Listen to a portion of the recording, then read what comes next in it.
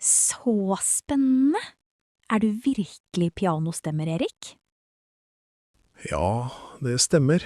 Jeg har jobbet med pianoer i 10 år. Hvordan ble du interessert i å stemme pianoer? Min far var musiker, så jeg vokste opp med musikk. Trenger du spesielt gode ører for å gjøre det?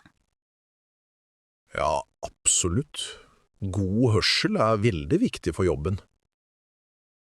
Kan alle lære det, eller må man ha talent? Alle kan lære det, men det krever mye øvelse. Hvordan stemmer du et piano? Er det vanskelig? Man bruker et verktøy kalt stemmepinne. Det tar tid. Hver streng må stemmes nøye til riktig tone. Hvor ofte må et piano stemmes? Gjerne 1 til 2 ganger i året, spesielt om klimaet endrer seg. Å, jeg visste ikke det. Blir du bedt om å reise mye? Ja, jeg besøker ofte folk i Oslo, Bergen og små byer. Har du jobbet på veldig gamle pianoer? Ja, gamle pianoer har sin egen sjarm og historie. Er det vanskeligere å stemme gamle instrumenter? Ja, mye vanskeligere. Strengene kan være skjøre. Blir du nervøs når du arbeider på et sjeldent piano? Noen ganger. Spesielt om det er et gammelt Steinway.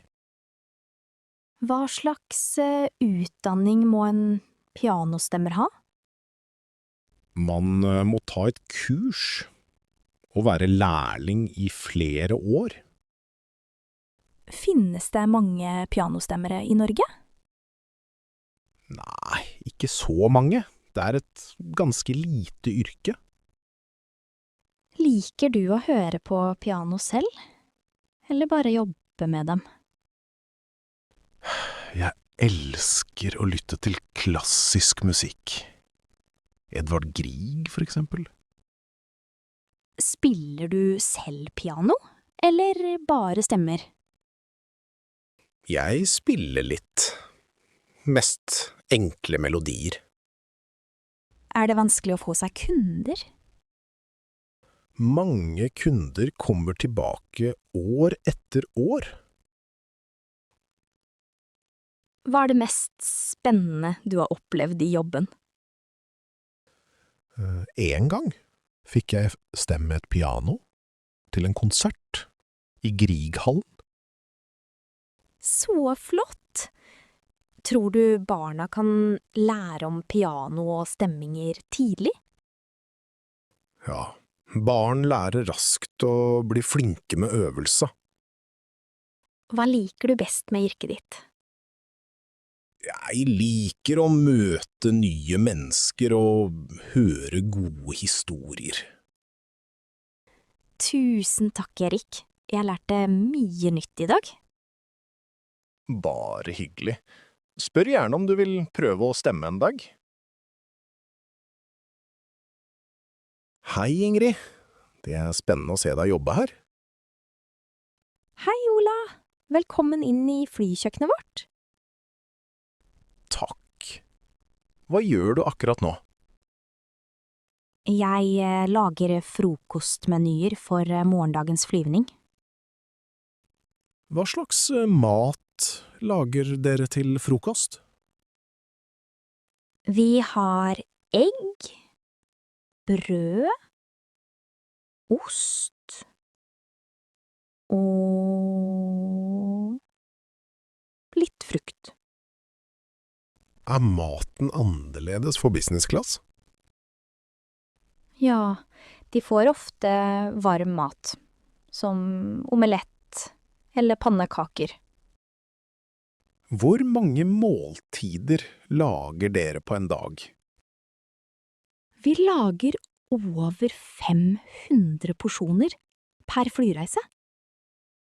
Oi, det er mange. Hvordan holder du orden på alt? Vi følger lister og planlegger alt nøye. Hver matboks må være lik og riktig pakket. Hva med allergier? Må dere passe på det? Ja, vi lager spesialmat for allergikere og vegetarianere. Hvordan holder maten seg fersk så lenge?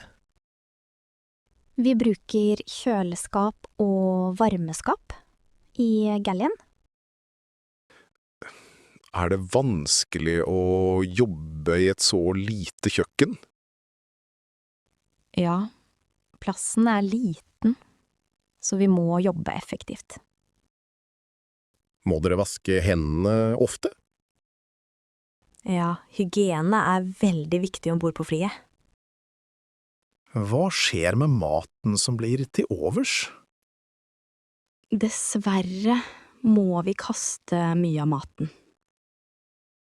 Det er strenge regler for mattrygghet på fly. Er ikke det litt trist med matavfall?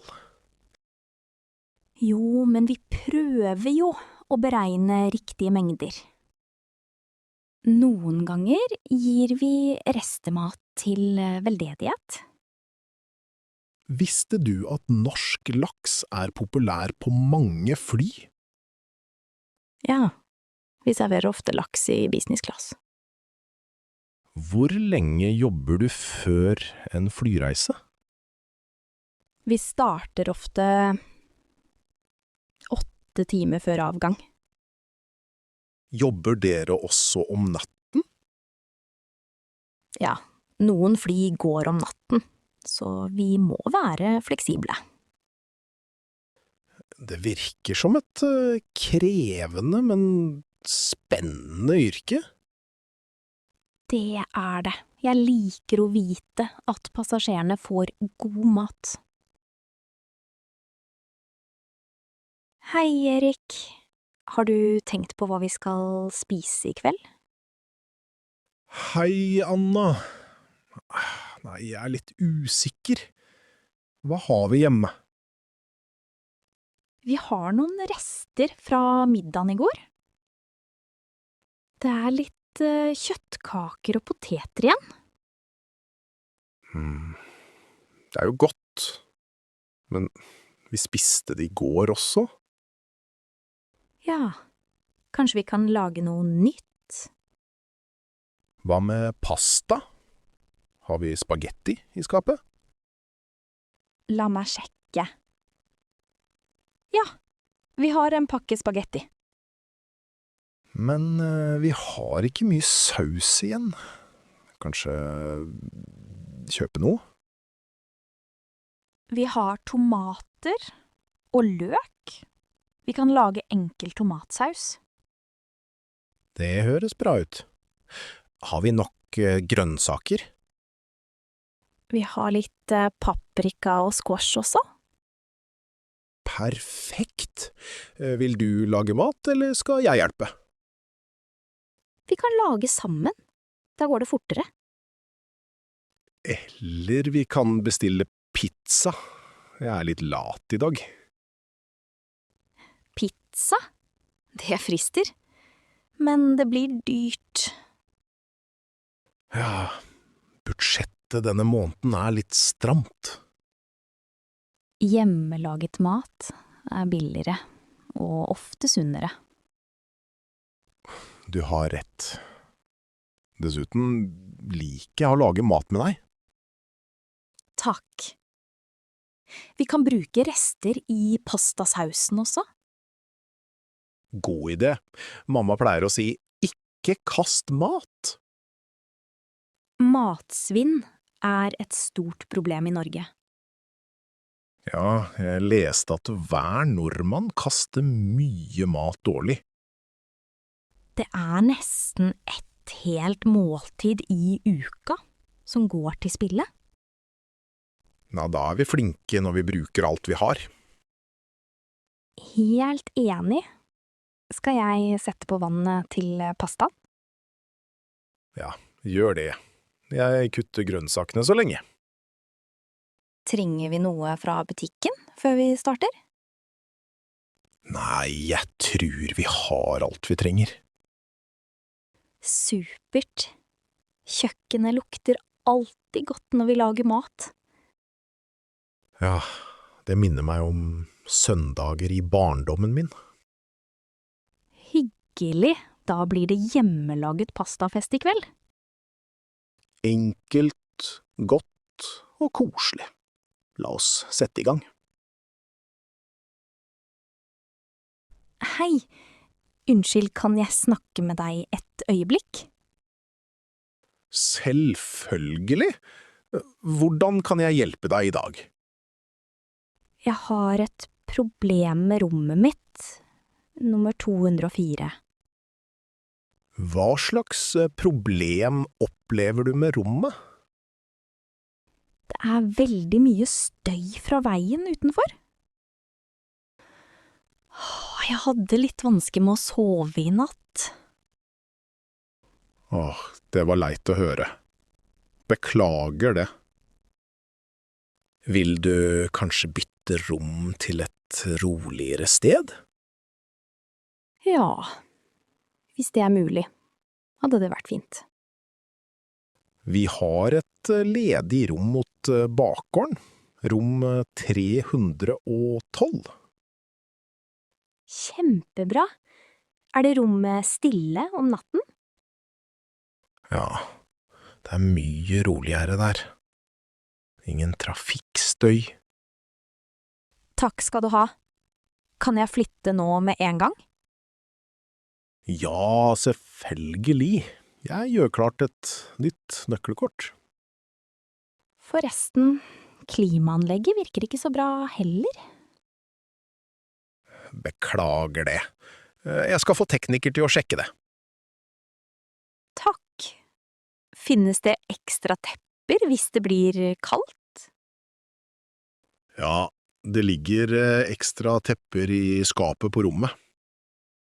Supert. Når serveres frokosten i morgen? Frokost serveres fra klokka 7 til 10. Er det typisk norsk frokost på hotellet? Ja, vi har brød, ost, skinke, havregrøt og syltetøy. Så hyggelig. Jeg gleder meg til å smake på alt. Mange gjester liker brunost, en norsk ostetype. Det har jeg aldri smakt før. Jeg må prøve den i morgen. Jeg håper du liker den. Er det noe mer jeg kan hjelpe med? Kan jeg få en oppdatering på utsjekkingstiden? Utsjekking er vanligvis klokken 12. Hvis toget mitt er sent, kan jeg vente litt lenger? Ja, vi tilbyr sen utsjekking hvis du trenger det. Tusen takk for hjelpen. Det setter jeg stor pris på. Bare hyggelig. Si ifra hvis det er noe mer. Ha en fin dag videre. Takk. Ha en god dag du også. Hei, Ingrid. Kan du se på strømregningen med meg? Selvfølgelig, Jan. Den ser høy ut. Hva har skjedd? Jeg vet ikke. Den er mye høyere enn i fjor. Har du brukt mer varme i vinter?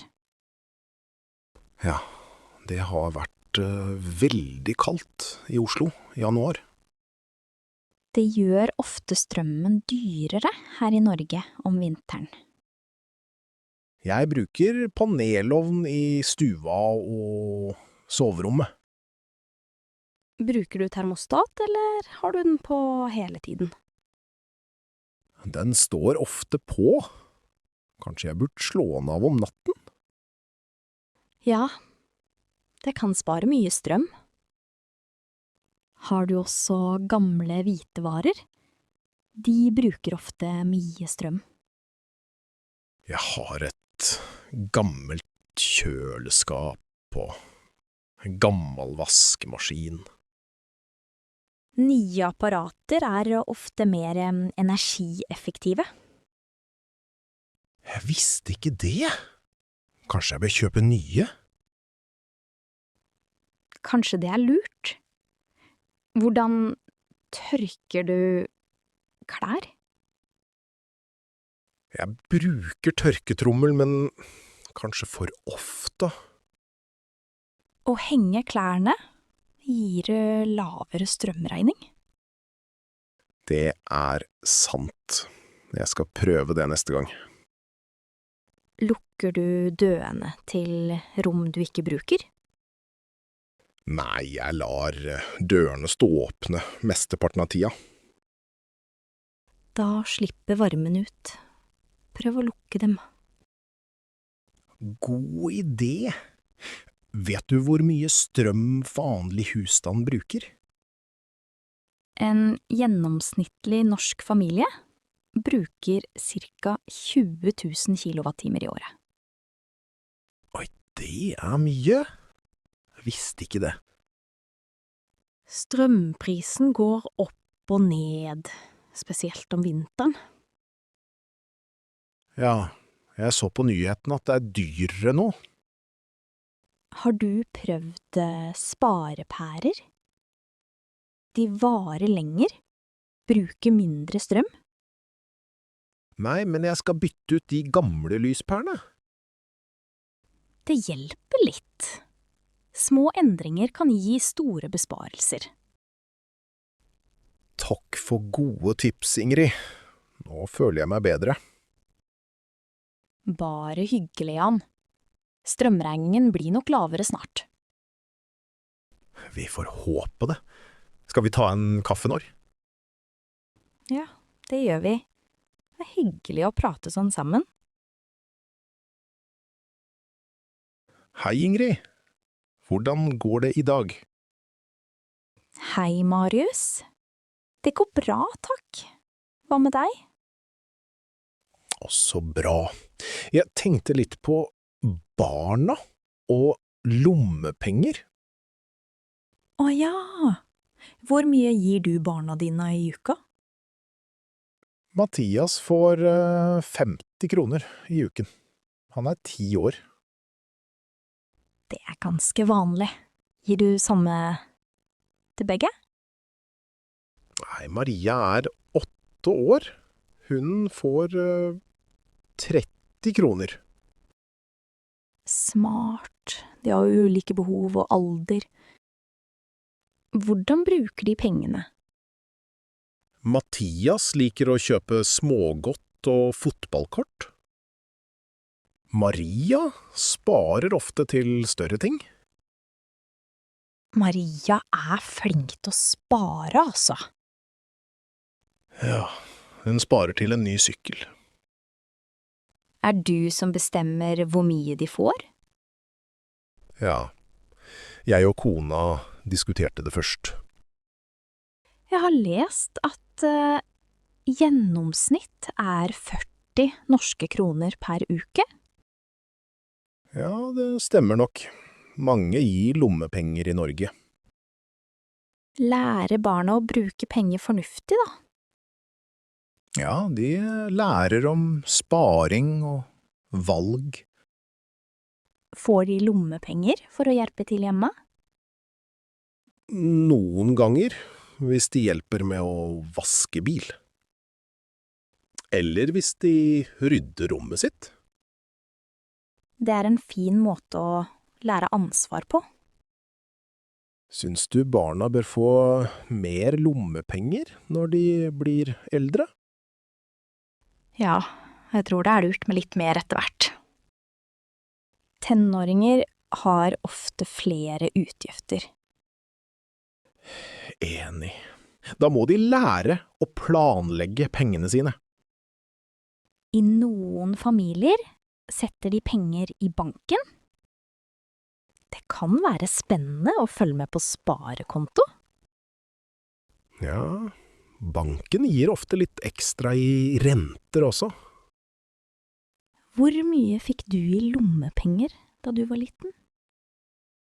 Ikke mye, bare 10 kroner i uka. Tidene har jammen forandret seg. Hei, er bilen min ferdig med EU-kontrollen? Hei! Ja, jeg er nettopp ferdig. Skal vi se på rapporten sammen? Ja, gjerne det. Er det mye som må fikses? Nei, det er ikke så mye. Men det er noen ting å merke. Hva må jeg gjøre først? Piggdekkene dine er gamle. Du bør bytte dem snart. Kan jeg vente litt, eller må det gjøres nå? Du kan vente litt, men før vinteren bør de byttes. Ok, hva mer er det på rapporten? Bremsene foran er litt slitte. Jeg anbefaler å skifte dem. Er det dyrt å skifte bremser? Det koster ca. 2500 kroner hos oss. Oi, det var mye. Må jeg betale nå? Du kan betale nå, eller når arbeidet er gjort. Er det flere feil på bilen? Lyspæren bak er godt. Jeg kan bytte den for deg med en gang. Supert. Hvor mye koster det? Det er bare 100 kroner for ny pære å bytte. Flott. Kan jeg få en kvittering på alt sammen? Selvfølgelig. Jeg skriver den ut til deg nå. Får jeg godkjent kontrollen i dag? Du får en beskjed om etterkontroll på bremsene. Åh, hvor lang tid har jeg til å fikse det? Du har 2 måneder på deg før du må vise bilen igjen. Greit. Jeg bor i Bergen. Kan jeg komme tilbake hit? Ja, bare avtal tid, så hjelper vi deg gjerne. Takk. Er det vanlig å få etterkontroll i Norge? Ja, mange må fikse småting før godkjenning. Det er bra å vite. Kan jeg kjøre trygt så lenge? Ja, bilen er trygg, men bremsene bør fikses snart. Tusen takk, Hans. Du forklarte alt veldig bra. Bare hyggelig, Camilla. God tur videre, og lykke til. Takk igjen. Vi ses neste uke for reparasjon. Vi ses. Ha en fin dag videre. Hei, Ingrid. Har du litt tid til å snakke? Hei, Morten. Ja, selvfølgelig.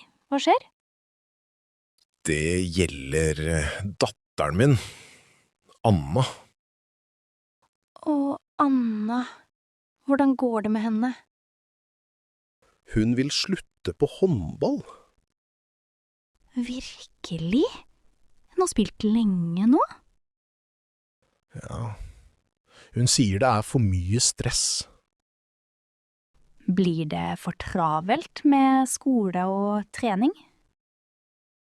Ja, leksene tar mye tid nå. Jeg forstår. Hva sier treneren hennes? Treneren synes det er synd, men forstår henne. Hva med vennene hennes på laget? Hun liker dem, men vil prøve noe nytt. Kanskje en roligere aktivitet?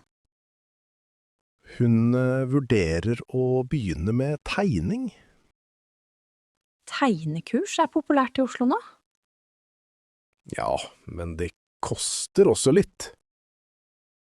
Aktiviteter kan jo være dyre i lengden. Håndballutstyret er heller ikke billig. Nei, baller og sko koster mye.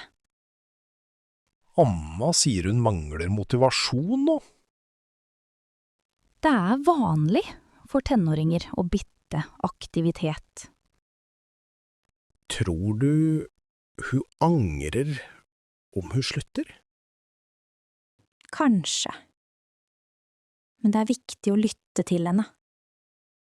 Hun trener jo fortsatt på skolen hver uke. Det er bra. Litt aktivitet er sunt. Hva gjorde dine barn når de ble lei?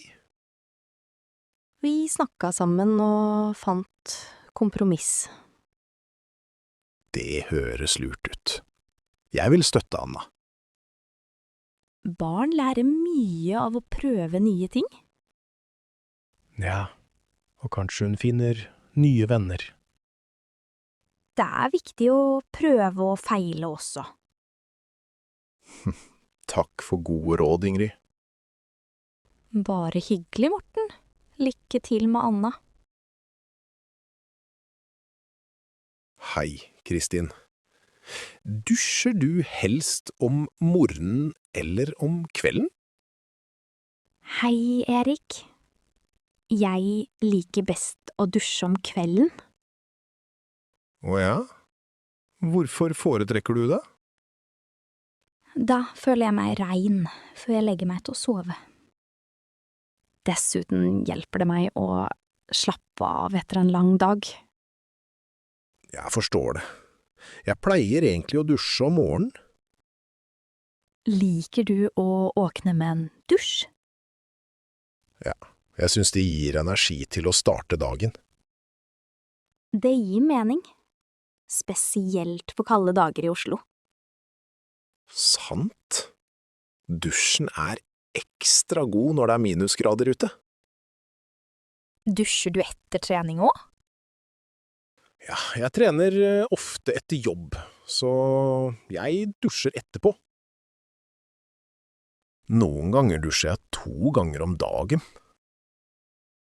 Det gjorde jeg også da jeg trente mer før. Nå trener jeg bare yoga hjemme. Yoga er flott. Jeg har prøvd det 1 gang. Det hjelper meg å sove bedre, spesielt etter en dusj.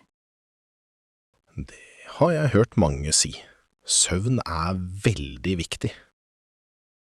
Ja, nordmenn er opptatt av søvnkvalitet. Visste du at noen tar isbad etter dusjen? Ja, veldig populært i Norge nå. Jeg har lyst til å prøve 1 dag, men det virker kaldt. Det er kaldt, men man føler seg frisk etterpå. Hvor lenge bruker du i dusjen? 10 minutter, kanskje? Og du? Jeg bruker omtrent det samme. Noen ganger litt mer. Jeg liker å høre på musikk mens jeg dusjer. God idé. Jeg liker radio om morgenen. Da får du nyheter før jobb. Praktisk. Ja, spesielt om været, så jeg vet hva jeg skal kle på meg. Har du alltid vært en morgendusjer? Nei, da jeg studerte i Bergen, dusjet jeg oftere om kvelden. Så dusjvaner kan endre seg med tiden. Hei, pappa. Kan jeg låne bilen i helgen? Hei, Ingrid. Hvor skal du kjøre bilen? Jeg vil besøke Maria i Drammen på lørdag. Drammen er ikke så langt. Når drar du? Jeg drar 10:00 om morgenen lørdag. Kommer du hjem samme dag, eller overnatter du? Jeg kommer hjem på kvelden, før 9. Bra. Bilen trenger litt bensin, vet du. Hvor mye bensin er det igjen på tanken? Det er en kvart tank, så du må fylle mer. Ingen problem. Jeg kan fylle full tank. Flott. Har du med deg sertifikatet ditt? Ja, det ligger i lommeboken min. Bra. Det er viktig om du blir stoppet av politiet. Jeg lover å være forsiktig når jeg kjører. Det er mange villsvin rundt Drammen om våren. Oi, jeg visste ikke det. Jeg skal kjøre sakte. Bruk alltid bilbelte og følg fartsgrensen. Selvfølgelig, pappa. Jeg lover å være forsiktig. Kan jeg få nøklene nå, så jeg ikke glemmer? Ja, her er bilnøklene. Trenger du veibeskrivelse? Nei takk, jeg har GPS på mobiltelefon. Det er bra. Husk å ha mobilen lada. Skal jeg ta med reservedekk? Bare i tilfelle? Det ligger allerede et reservedekk i bagasjerommet. Super. Jeg skal sjekke lufttrykket før jeg drar.